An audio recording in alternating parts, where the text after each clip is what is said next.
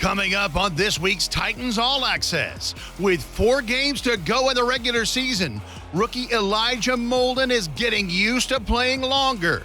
Hear from him and this week's Nissan Insider. Meet a fan who's giving his tickets away for a good reason. The defense dominated on Sunday. Coach Mack breaks it all down as he goes beneath the surface. And as the Titans secured their 9th win of 2021, General Manager John Robinson secured his 6th straight winning season.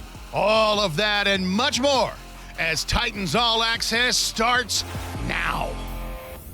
The monster, Derrick Henry, sack! Rashawn Evans, A.J. Brown to the house, Ryan Tannehill taking him to school.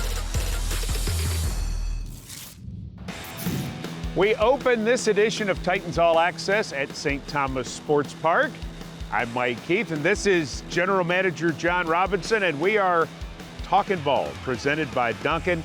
Congratulations on the win last Sunday, 20-0 over the Jacksonville Jaguars. Also want to say congratulations. Every year you've been the GM here, the team has had a winning record, and that's not easy to do. Wonderful accomplishment. I know you want more, but that is still an accomplishment. No, it's fun. I'm just one part of a team of people that buy into the philosophy of how we think the game should be played, the type of team that we build. I'm blessed to have the opportunity to work for Amie and her family and call Nashville home. The win over Jacksonville was not necessarily fancy in terms of all the stats, but it was clean. Yeah, I mean, we ran for over 100 yards offensively. We didn't turn the football over.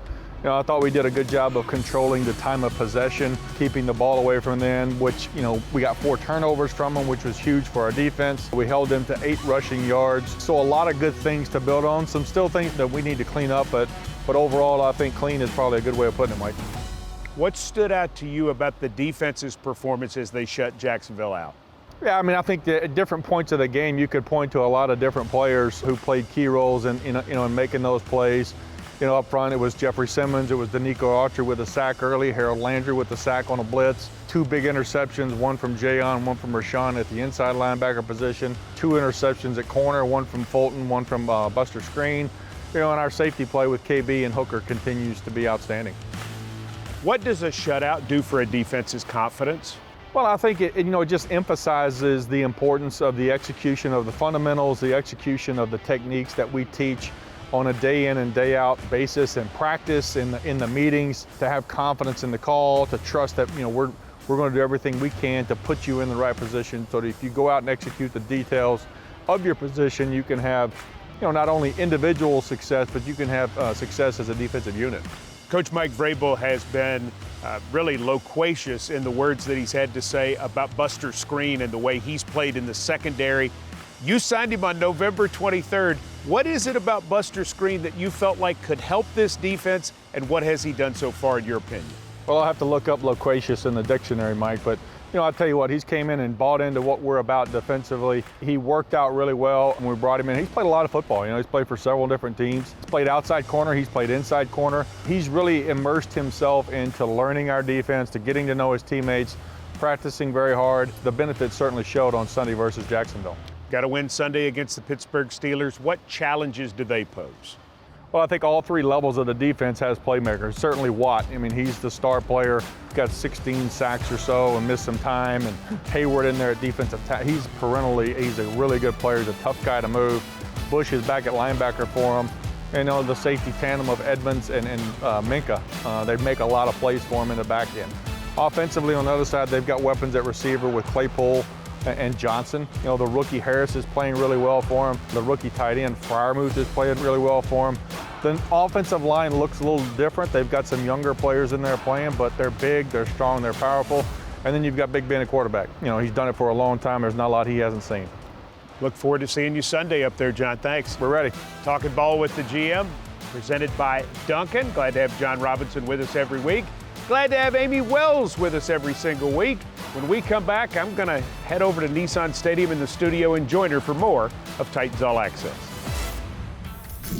As promised, we are in the BetMGM studio now, and as promised, Amie Wells is here. Hey, Mike Keith. Sorry you missed out with John Robinson the first segment. Yeah, I hate that I'm not there, but I got to hold it down here. That's right. You've got the rest of the show, and we had to talk shutout. Right. Bottom line, first shutout in 3 years since we shut out the Giants in 2018. Pretty great performance by the defense. Oh, it was so much fun to watch, and what really stuck out to me was just how dominant the Titans defense was. From the beginning of the game to the end of the game, they were making plays, they were fired up, they were ready to go. Gosh, what a great day to be at Nissan Stadium. And what stood out to me was the atmosphere. Do you know in the north end zone, we actually had a student section with a band and everything? It was Spirit Day. It was so cool, and Spirit Day came at the end of Spirit Week. We have been celebrating high school students and high school football all week long. It started with the Tennessee Titans Mr. Football Awards. It ended with the Spirit Day game at Nissan Stadium. And in between, we were able to honor the Tennessee Tough Player of the Game, which is presented, of course, by Friday Night Rivals. We were able to get them all to Nissan Stadium and celebrate their achievements this season. This is our first annual MyTV30 Friday Night Rivals Tennessee Tough Awards banquet for all of our winners. So we have 15 different players from 8 different counties around Middle Tennessee that were all featured at some point during the Friday Night Rivals broadcast this season.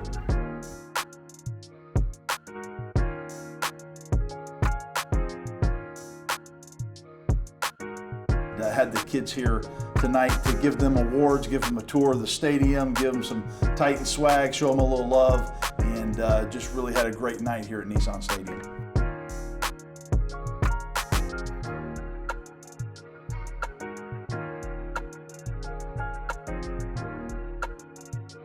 We wanted to give the big guys some love, some of those linemen, some of those guys on the outside rushing the passer, some of those really tough linebackers. So we kept an eye out during each broadcast and had the opportunity to pick some of those guys that normally don't get as much recognition and really kind of played an outstanding game on the night that they were on TV.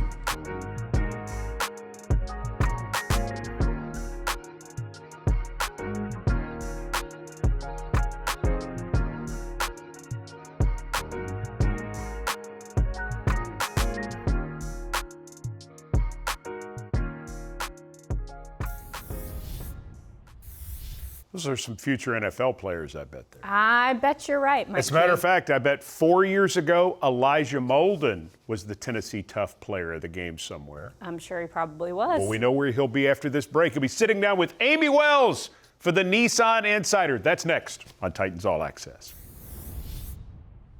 Inside linebacker Rashaan Evans returned to the field and made an immediate impact.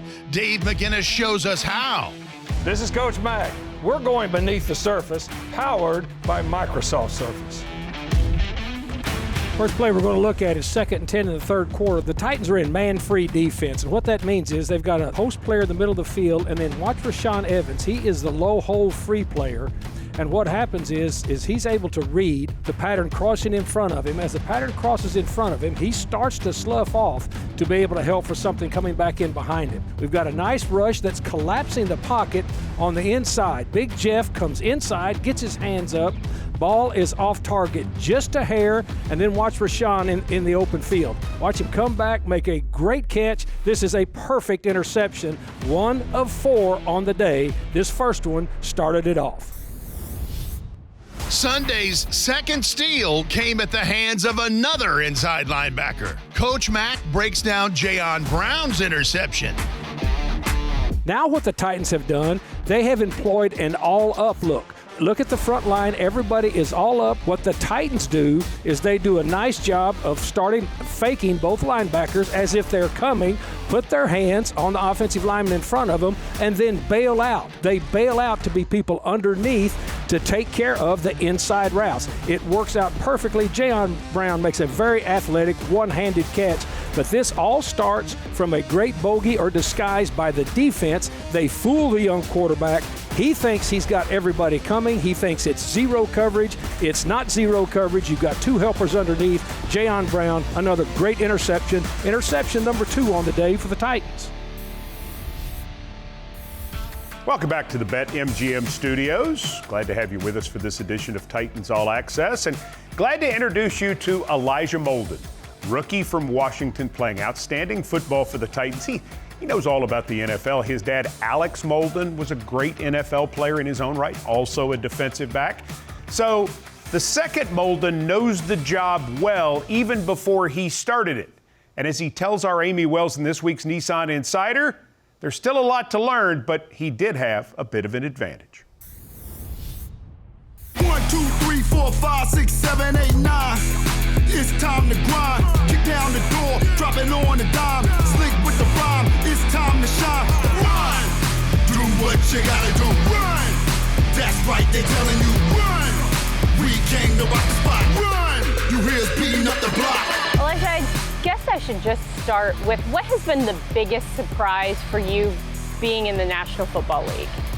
I think there's too many things to just like pinpoint one. A lot of the times it's the fact that my teammates have kids and like a couple kids, or the length of the season, or just lining up against people I've been watching throughout the years growing up. Too many to count, but there's been a couple moments where I gotta like take a little pause and kind of take it all in. This season has been a real high and low experience for you. The first couple games of the season weren't your best games, but then you bounced back in a big way against Jacksonville, and you have since had some really awesome games. So how do you manage the highs and lows of the season, because you've experienced both so early in your career? Yeah, I think, first and foremost, with someone like me, I'm very competitive and very critical of myself, so I've been giving myself some grace my rookie year, which has helped a lot. And then just knowing, I've always been a player who's improved every year and really every week throughout the season. So that's kind of to be expected. Those first 2 games, obviously learning a lot, but I always knew the next game would be better, and now I've kind of caught a rhythm, and now it's just about being consistent. Being a corner, it has to be so hard to not live and die by the last play, whether it was an awesome play or it was a play you wish you had back. How do you stay middle of the road even within the confines of a game? Really, it's just all about the next play, kind of like a next play mentality, not, like you said, not dwelling on the past. Easier said than done, but really, I feel like I play my best whenever I'm right in the pocket in between, right in the present moment. So that's what it's all about. Even in college, I played my best when I was right there. So it's all about getting back to where your feet are. You're fortunate to be operating within a secondary that has a lot of great leadership. Kevin Bayerd, Jackrabbit Jenkins, Amani Hooker, just to name a few. How helpful have those guys been in your growth, even in the early part of your career? Man, I can't even say. I think they each help me in their own way for sure, whether it's like film study or certain techniques and stuff. Just get a feel for the game. They've been huge for me. Picking me up after a bad play and also patting me on the helmet and letting me know it's okay. I think that's a big reason why I play football. It's just the type of bond that I have with those guys. So being able to lean on their guidance and leadership, does it make your job a little bit easier knowing that you have those guys to fall back on? Yeah, and yeah, like you said, when I can kind of fall back on them, it encourages me to go out there and play free and take risks, and then that's when big plays happen. So your dad, he played in the National Football League, and is that helpful to you going through this experience now, especially your rookie year, which you kind of don't know what that's like unless you know? Right, yeah. I mean, I've been preparing for it my whole life, but once when you're in it, it's nothing like what you thought it would be. You know what I'm talking about? College was different. The NFL is for a long time, this was the final destination for me. Now once I got here, it's about setting new goals for myself. So he's been great helping me and giving me bits and pieces, and a lot of times he won't even give me advice, he'll just let me know that he's there for me. What goals do you still have for yourself in the 2021 season? Really just continue to be consistent in terms of improving every game. If I can just be a little bit better than last game, I'm gonna like where I'm at. All the highs and lows, everything that's happened, You're still happy you're a Tennessee Titan? Oh, no doubt. I wouldn't change it for anything, yeah.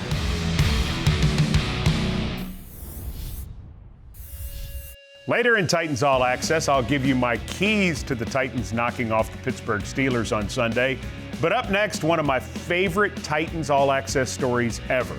It's about a Titans fan who wants to make sure other fans get to experience Nissan Stadium. You'll love this. Stay tuned. Welcome back to Titans All Access. Titans fans are the very best, we know that. And we also know that everyone loves to give gifts this time of year. So, Amy, let's combine the two things for a great story. Titans fans and giving gifts. Well, all I can think of is giving the gift of going to Nissan Stadium for a Titans game. Does that sound good? Sounds great. All right, so let's up the ante a little bit and have it be that person's first Titans game ever. You mean someone gives them tickets to see their first Titans game ever? Not just someone. Kurt Oberstead does that. Check this out.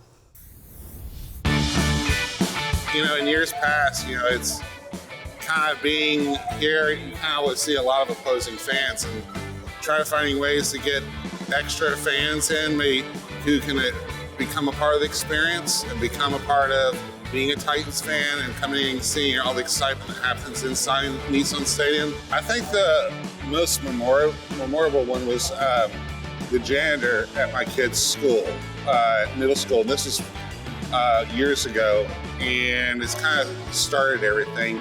He was a huge Titans fan, had never been to a game, and they were having this kind of like celebration for him for that week. So I talked to the principal and said, hey, I have these extra seats. Let's find a way for him to get to the game.